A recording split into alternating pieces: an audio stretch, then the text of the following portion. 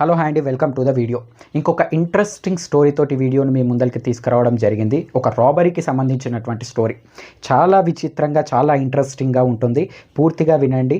నచ్చితే మాత్రం ఖచ్చితంగా కామెంట్ చేసి మీ అభిప్రాయాన్ని కామెంట్స్లో చెప్పండి. సో యాక్చువల్గా ఈ రాబరీకి సంబంధించిన స్టోరీ ఎక్కడ జరిగింది అని అంటే జపాన్ లోపల first of all crime rate అనేది చాలా తక్కువ. అటువంటి ఒక దేశం లోపల ఒక రాబరీ జరగడం, అది కూడా జపాన్ చరిత్రలోనే చాలా పెద్ద బ్యాంక్ రాబరీ జరగడం, పోలీసులు ఆ రాబరీని పట్టుకోవడానికి ఎంత కష్టపడ్డా కానీ, ఇంచుమించుగా 1,00,000కు పైగా పోలీసులు వెతికినా కానీ కరెక్టుగా ఆ రాబరీ ఎవరు చేశారు ఏంటి అన్న విషయాలను మాత్రం కరెక్టుగా ఎవరూ కూడా ఛేదించలేకపోయారు. ఒక రిపోర్ట్ అనేది సబ్మిట్ చేయలేకపోయారు. అంత విచిత్రమైన, అంత ఇంట్రెస్టింగ్ అయినటువంటి రాబరీ ఇది. యాక్చువల్గా సింపుల్గా చెప్పాలంటే ఈ రాబరీలో ఆ దొంగ దోచుకున్న డబ్బు జపాన్ కరెన్సీ ప్రకారం 300 మిలియన్ ఎన్. ఇప్పుడు మనకు ఇక్కడ రూపీస్ అని చెప్పేసి ఎలా పిలుస్తారో అక్కడ కరెన్సీని ఎన్ అని పిలుస్తారు.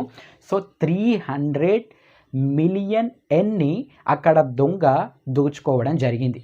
బట్ కాకపోతే ఆ దొంగను పట్టుకోవడానికి గవర్నమెంట్ పెట్టిన ఖర్చు వచ్చేసి ఎంతో తెలుసా? 900 మిలియన్ ఎన్. అంటే ఆ దొంగతనం చేసిన దానికన్నా 3 రెట్లు ఎక్కువగా గవర్నమెంట్ ఖర్చు చేసింది. కానీ చివరికి మాత్రం ఆ దొంగను మాత్రం పట్టుకోలేకపోయింది. పర్ఫెక్ట్గా ఇతనే దొంగ అని కన్ఫామ్గా చెప్పలేకపోయింది. యాక్చువల్గా ఈ దొంగతనం అనేది ఎప్పుడు, ఎక్కడ, ఎలా జరిగింది అంటే ఇంచుమించుగా 1968 ఆ ప్రాంతం లోపల ఈ దొంగతనం జరగడం జరిగింది. 1968 ఆ ప్రాంతం లోపల జపాన్ అనేది బాగా డెవలప్ అవుతున్నటువంటి కంట్రీ. ఆటం బాంబ్ పడడం వల్ల ఏ రేంజ్లో డిస్ట్రాయ్ అయిందో, డెవలప్మెంట్ తోటి దాన్ని పూర్తిగా నామరూపాలు లేకుండా చేయాలని చెప్పేసి ప్రతి ఒక్కరూ బాగా కష్టపడి ఆ దేశాన్ని బాగా డెవలప్ చేసుకుంటూ ఉన్నారు. బ్యాంకింగ్ సెక్టార్ అనేది బాగా డెవలప్ అవుతూ ఉంది. బ్యాంక్స్లలో జనాలు డబ్బులు దాచుకుంటూ ఉన్నారు, లోన్స్ తీసుకొని వాళ్ళ బిజినెస్లు పెంచుకుంటూ ఉన్నారు. ఇలా ఎవ్రీథింగ్ వాజ్ ఫైన్. కంట్రీ అనేది చాలా ఫుల్ ఫ్లెడ్జ్డ్గా, చాలా ఫాస్ట్గా డెవలప్ అవుతున్నటువంటి సిచ్యువేషన్. ఆ సిచ్యువేషన్ లోపల ఒక ఫేమస్ బ్యాంక్ అయినటువంటి జపాన్ లోపల ఉన్నటువంటి వన్ ఆఫ్ ది ఫేమస్ బ్యాంక్కి, ఆ బ్యాంకుకి సంబంధించినటువంటి మేనేజర్కి ఒక లెటర్ రావడం జరిగింది. సింపుల్గా ఆ లెటర్ లోపల ఉన్న ఇన్ఫర్మేషన్ ఏంటంటే, నాకు 300 మిలియన్ ఎన్ డబ్బు కావాలి, లేకపోతే ఇవ్వకపోతే బాంబుతో నీ ఇల్లు పేల్చేస్తానని చెప్పేసి బ్యాంక్ మేనేజర్కి ఇన్ఫర్మేషన్. ఆ లెటర్ చదవంగానే బ్యాంక్ మేనేజర్కి భయమేసింది. వెంటనే పోలీసులకు ఫోన్ చేసి పిలిచాడు. పోలీసులు వచ్చేసి ఇన్వెస్టిగేషన్ చేశారు. ఎటువంటి క్లూ అనేది దొరకలేదు. ఆ తర్వాత ఆ బ్యాంక్ మేనేజర్ చెప్పిన విషయం ఏమిటంటే, ఇటువంటి లెటర్స్ ఇప్పటి వరకు చాలా మటుకు బ్యాంకుకి అయితే వచ్చాయి, బట్ కాకపోతే ఫస్ట్ టైం మా ఇంటికి రావడం, అందుకనే నాకు చాలా భయంగా ఉంది అని చెప్పేసి తన మనసులో మాట పోలీసులకు చెప్పారు. మేము దానికి సెక్యూరిటీ ఇస్తాం, మీరేం టెన్షన్ పడకండి, ఎటువంటి జరగదు అని చెప్పేసి పోలీసు వాళ్ళు చెప్పారు. అలాగా బ్యాంక్ లోపల పనిచేస్తున్న వాళ్ళందరికీ కూడా ఇన్ఫర్మేషన్ చెప్పి చాలా అలర్ట్గా ఉండండి, ఎటువంటి అన్యూజువల్ థింగ్స్ కనిపించినా కానీ వెంటనే మాకు ఇన్ఫార్మ్ చేయండి అని చెప్పేసి వాళ్ళకి కావాల్సిన ఇన్స్ట్రక్షన్స్ అన్నీ పోలీసులు ఆ బ్యాంక్ మేనేజర్కి, స్టాఫ్కి క్లియర్ కట్గా ఇవ్వడం జరిగింది. సో ఎవ్రీథింగ్ వాజ్ ఫైన్ ఇప్పటి వరకు. అయితే ఇక్కడ వచ్చే ట్విస్ట్ ఏంటంటే, అప్పట్లోనే జపాన్లో తోషిబా కంపెనీ చాలా పెద్ద కంపెనీ, చాలా ఆ బ్యాంకు తోటి మంచి రిలేషన్షిప్స్ మెయింటైన్ చేస్తున్నటువంటి చాలా పెద్ద కంపెనీ. అయితే ఈ పలానా బ్యాంక్ ఏదైతే ఉందో, ఈ బ్యాంక్ ఆ తోషిబా కంపెనీకి ఎగ్జాక్ట్ 3 మిలియన్ ఎన్ డబ్బును ఇవ్వాల్సి ఉంది, అది కూడా క్యాష్ రూపం లోపల. యాక్చువల్గా సంవత్సరం తోషిబా కంపెనీ తన స్టాఫ్కి కొన్ని బోనస్లు ఇవ్వాలని చెప్పేసి కొన్ని ఎంకరేజ్మెంట్ థింగ్స్ అనేటివి ప్లాన్ చేసింది. దానికి అనుగుణంగా ఈ డబ్బును క్యాష్ రూపంలో తోషిబా కంపెనీకి ఈ బ్యాంక్ మేనేజర్ హ్యాండ్ ఓవర్ చేయాలి. సో బ్యాంక్ మేనేజర్ ఏం చేశాడు, ఒక 3 సూట్ కేసులు తీసుకొని అందులోపల 300 మిలియన్ ఎన్ని పెట్టి తన బ్యాంక్ లోపల ఉన్నటువంటి 4 స్టాఫ్ నమ్మకస్తులు అయినటువంటి వాళ్ళకి అది ఇచ్చారు. ఆ 4 కూడా 3 సూట్ కేసులను కారు డిక్కీలో పెట్టుకొని వాళ్ళ జర్నీని స్టార్ట్ చేయడం జరిగింది. వాళ్ళు అలా రోడ్డు మీద వెళ్తున్నప్పుడు వాళ్ళ పక్కన ఒక పోలీస్ బైక్ వచ్చింది. ఆ పోలీస్ బైక్ వచ్చి ఆ కారు లోపల ఉన్న వాళ్ళను కారు ఆపమని సిగ్నల్ ఇచ్చి కారు ముందర వెళ్ళి బైక్ ఆపేశారు. వెంటనే ఆ బైక్ మీదకి వెళ్ళి పోలీస్ ఆఫీసర్ దిగి ఆ 4 దగ్గరికి వచ్చి ఒక ఇన్ఫర్మేషన్ ఇచ్చాడు. అదేంటంటే, ఆ దొంగ ఎలాగైతే లెటర్ పంపించాడో సేమ్ అదే లెటర్ ప్రకారం బ్యాంక్ మేనేజర్ ఇల్లును బాంబు పెట్టి పేల్చేశాడు అని చెప్పేసి. అలాగే బ్యాంక్ లోపల పెట్టాడు, అలాగే బ్యాంకుకి సంబంధించిన స్టాఫ్ వెహికల్స్లలో వాళ్ళ ఇళ్లలో పెట్టే అవకాశం ఉంది అని చెప్పేసి అన్నిటిని మేము చెక్ చేస్తున్నాం, ఒకసారి మీ కార్ని చెక్ చేయాలి అని చెప్పేసి ఆ నలుగురికి ఆ పోలీస్ ఆఫీసర్ చెప్పాడు. వెంటనే ఆ నలుగురికి చాలా భయం వేసింది, మేము కూడా చనిపోతామేమో అని చెప్పేసి. ఆ పోలీస్ ఆఫీసర్కి కోఆపరేట్ చేశారు. ఆ పోలీస్ ఆఫీసర్ ఆ కారు కింద మొత్తం వెతుకుతూ ఉన్నాడు. సడన్గా ఆ కారు కింది నుంచి స్మోక్ రావడం మొదలైంది. వెంటనే ఆ నలుగురికి భయం వేసి ఆ కారు నుంచి దూరంగా పరిగెత్తారు. ఆ స్మోక్ ఉన్నంతసేపు కూడా చాలా దూరంగా ఉన్నారు. మెల్లగా ఆ స్మోక్ పోతున్న కొద్దీ వాళ్ళు అక్కడికి వచ్చి చూస్తే అక్కడ ఆ పోలీస్ ఆఫీసర్ లేడు, ఆ కారు లేదు, కేవలం ఆ బండి మాత్రమే ఉంది. అయితే వెంటనే ఆ నలుగురు ఏమనుకున్నారు అంటే ఆ కారు లోపల బాంబు ఉండి ఉండొచ్చు, వాళ్ళను కాపాడడానికి ఆ కార్ని దూరంగా ఆ పోలీస్ ఆఫీసర్ తీసుకొని వెళ్ళి ఉంటాడు అని చెప్పేసి కొద్దిసేపు వెయిట్ చేశారు. ఎటువంటి రిజల్ట్ లేదు. వాళ్ళకు కొంచెం అనుమానం వచ్చింది, ఏం జరుగుతుందో అర్థం కాలేదు. వెంటనే ఇన్ఫర్మేషన్ని బ్యాంక్ మేనేజర్కి ఫోన్ చేసి ఇల్లు పేలిపోయిందంట కదా సార్ అని చెప్పేసి అడిగితే అటువంటిది ఏం జరగలేదు, మీరేం మాట్లాడుతున్నారు అని చెప్పేసి బ్యాంక్ మేనేజర్ అన్నాడు. వెంటనే వాళ్ళకి సిచ్యువేషన్ అర్థమై జరిగిన విషయం మొత్తం బ్యాంక్ మేనేజర్కి చెప్పడం జరిగింది. బ్యాంక్ మేనేజర్ ఇన్ఫర్మేషన్ని పోలీసులకు పాస్ చేశాడు. పోలీసులు వెంటనే అక్కడికి చేరుకొని చెక్ చేశారు. అక్కడ కొన్ని స్మోక్ బాంబ్స్ ఉన్నాయి. ఆ స్మోక్ బాంబ్స్ వేసి ఆ బాంబ్స్ నుంచి వచ్చిన స్మోక్ లోపల నుంచి కార్తో పాటు ఆ పలానా పోలీస్ డ్రెస్ వేసుకున్నటువంటి దొంగ, అంటే అప్పుడు అక్కడ వచ్చింది ఒక దొంగ, ఆ డబ్బుతో పాటు ఆ కారుతో పాటు వెంటనే జంప్ అయ్యాడు అని పోలీసులకు అర్థమైంది. వెంటనే ఇన్ఫర్మేషన్ పాస్ చేశారు. ఎట్టి పరిస్థితుల్లో ఆ కార్ సిటీ దాటి వెళ్ళకూడదు అని చెప్పేసి.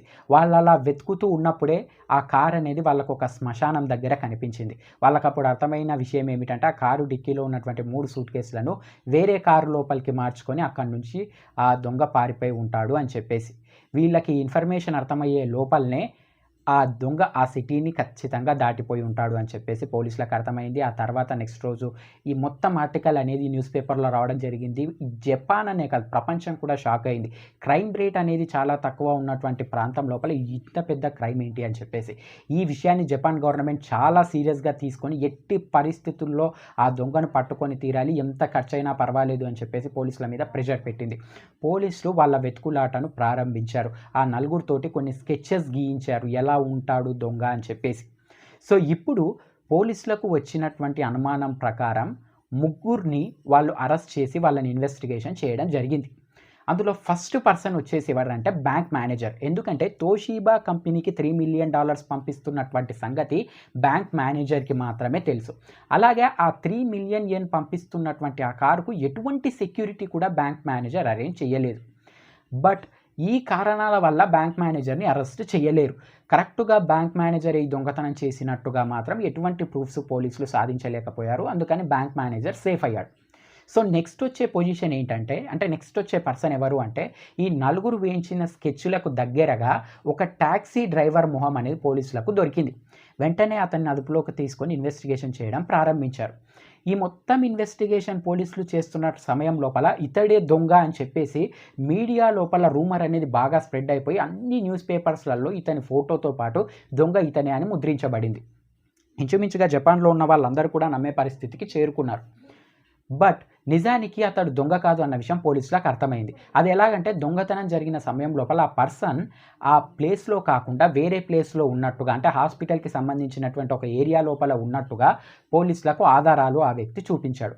దీంతో అతన్ని కూడా రిలీజ్ చేశారు. బట్ కాకపోతే ఆల్రెడీ మీడియా లోపల ఇతడే దొంగ అని చెప్పేసి రూమర్ స్ప్రెడ్ అవ్వడం వల్ల బయట అతడు చాలా ఇబ్బందులు ఫేస్ చేశాడు, ఎన్నో రకాల ప్రాబ్లమ్స్ ఫేస్ చేశాడు. అందుకని వాటన్నిటిని తట్టుకోలేక ఆ తర్వాత ఆ వ్యక్తి సూసైడ్ చేసుకొని చనిపోవడం జరిగింది.